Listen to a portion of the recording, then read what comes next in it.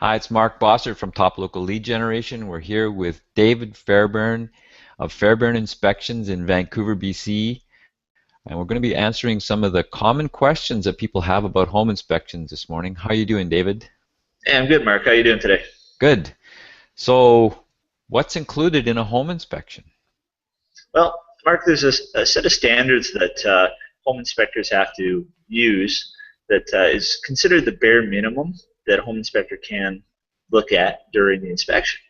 And these are considered a bare minimum, but they typically include the major systems of the house. So you're looking at your structure, your plumbing, your roof, your heating, ventilation, electrical, things like this. So that's the major systems of the property, and almost any home inspector is going to do that. And in BC, you have to abide by those standards, but you can also go above and beyond those. So, for instance, one of the things that home inspectors are actually not required to inspect is appliances, and they're not required to use any specific tools.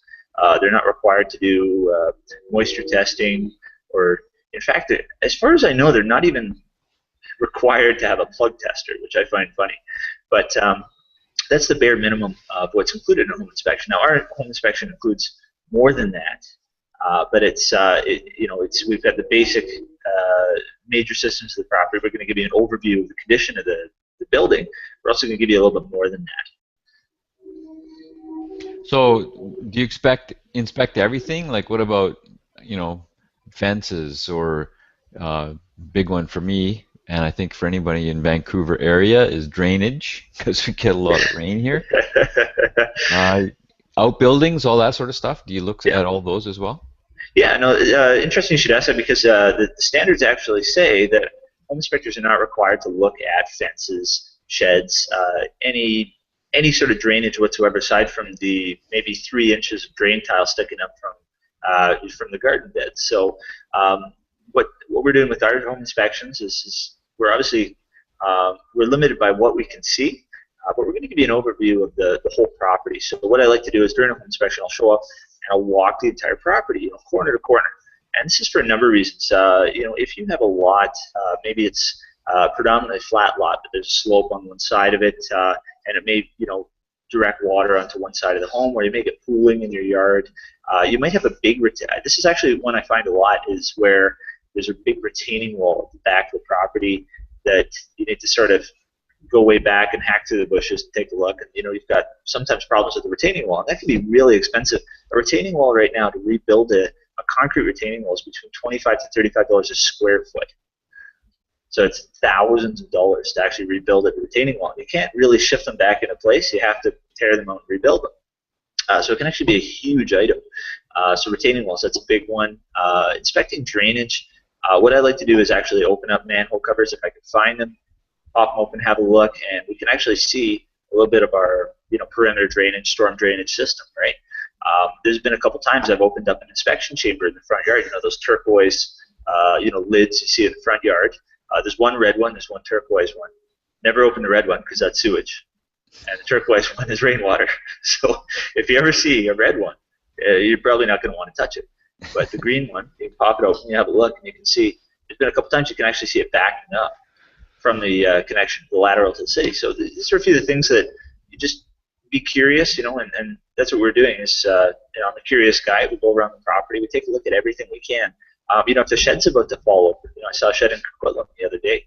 Shed was, leaning so much that the door wouldn't open anymore. The door was actually seized.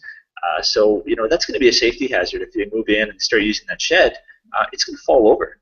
So this is kind of basic stuff that it's not technically required, but it's going to greatly impact your use of the property. So all inspections that we do include these areas. So what about in the ceiling, yeah, or above the ceiling, in the attic area or whatever you want to call it, in that space there? I know that if you just stick your head up, you see one view, and if you actually walk on the framing members and work your way around, you might see a whole different picture, like junction boxes buried in the ceiling and where nobody's ever going to find them, and all That's kinds right. of interesting things, or different kinds of wiring, aluminum, or all kinds of old wiring, because we have some old houses in Vancouver area, Yeah. merged with new wiring because part of the house was renovated, or That's usually the case, yeah. It's, hey, this panel looks great, and all of a sudden you go up to the attic and it's tied into a bunch of knob and tube using electrical tape. Yeah, I know, that's a really good point. And the home inspectors are required to look at the attic. It doesn't say how.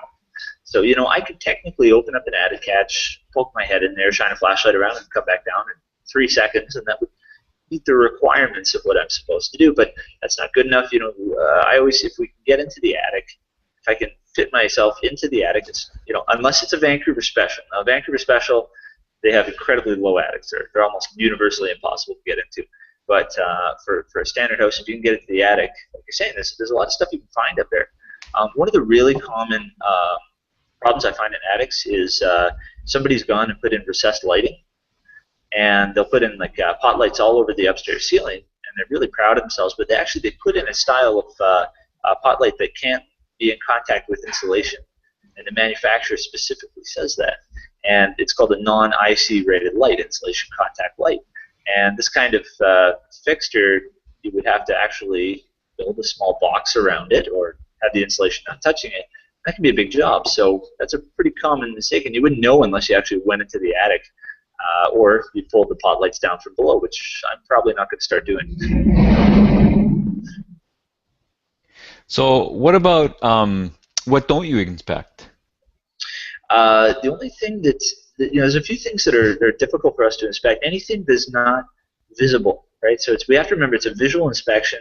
So anything that we can't see. So if I walk into a room and it's packed with storage items, I may not be able to inspect that room. So that ties in with how to prepare for the home inspection. You're going to want to, if you have an inspection equipment, you're going to want to make sure that they haven't taken one of the basement rooms and filled it with storage items because they're moving. It's packed with boxes. Now, I'll give it a shot. I'll try to pull back a box and look behind it if we can, or if we can reasonably move some items out of the way. But it's if we can get everything visible, then I can inspect more of the property. So that's one of the big things that I can't inspect is anything that's not visible. Locked doors. If you've got we've had a couple mystery rooms this month where it's locked, nobody knows where it goes, and I have to say, you know what, I can't get in there. I don't know. Attics, if they've got shelving installed over top of the attic hatch, then I can't go up to the attic. So we just want to make sure that we have access to all the areas. And one more thing I don't inspect is the security system of the house. We're finding a lot of these newer homes that come with installed security systems, but they don't. Sometimes you're halfway there. Maybe you don't have your sensors in. Maybe you don't have your control box. So there's a few different steps to get a security system up and running, and I leave that up to the security experts. So that's one thing I don't inspect, and I also don't want to set off any alarms while I'm in home. Otherwise, I get a call from the homeowner asking why the fire truck was there this afternoon. So these are the kind of things that but everything that I can see that we can reasonably test is on there. We can even sometimes if you go to a garage, you can see the central vac. It'll have an on-off switch. You can actually test that out. If the buyer wants to test anything out specifically, let me know. I've even tested a stereo system for them. One time, it was included with the house. It was a nice one too. We had some tunes going through there. So. So what about like you mentioned the stuff you can see? Now you do have some tools you can use that can look behind the walls, at least on an infrared basis. That's right. Yeah. Of course, what we're saying is that tools aren't really specified, but I have a great collection of tools, and I constantly get people asking about what I'm using. And some of these tools are just really cutting edge, and they're great for determining if there's a hidden problem that we would never find otherwise. So, for instance, a combustible gas leak detector. It's basically a gas sniffer, and you can use it on your gas meter.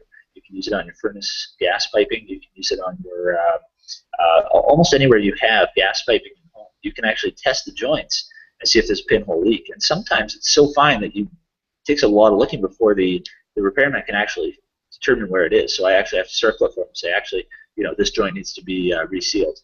And so that's a big safety thing. There's a moisture meter, a pretty standard home inspector kit to have a moisture meter with you. Determine if there's moisture behind the shower walls or if there's some wet drywall. And then, of course, the thermal camera. thermal camera is going to give you that image of, sometimes you can see the studs, wet insulation. You can find hidden problems with that. Everything, all my tools, I'm going to include that with the standard home inspection. The only difference is that the thermal camera, if you'd like a whole building scan done, we offer a thermal imaging package, which depends on the size of the property, but it's very affordable. Awesome. Sounds pretty thorough, and from what you keep finding and surprising us with on your posts, it's thorough, which is great. And I appreciate, I'm kind of a bit anal about this. I just had my drain scoped, actually. Excellent. How'd they look? They look great, yeah. Very Good. clean, yeah. So That's good. You're one of the few that actually will do it. There's I've actually moved into, or I've gone in houses. The owner's been there for 30 years, and they're like, "What are perimeter drains?" yeah, They literally had no idea, right? And you're going, okay, well, this is the old tile from the 80s. It's corrugated. How much junk is in that drain tile, right? You're a good homeowner, and I look forward to inspecting your home one day. All right, thanks, David. It's been great talking with you. We've been talking with David Fairbairn from fairbairninspections.com in Vancouver. Give him a call, 604-395-2795. Buy a house you can trust. Give David a call. He'll look after you. 604-395-2795. Thanks, Dave. Thanks, Mark.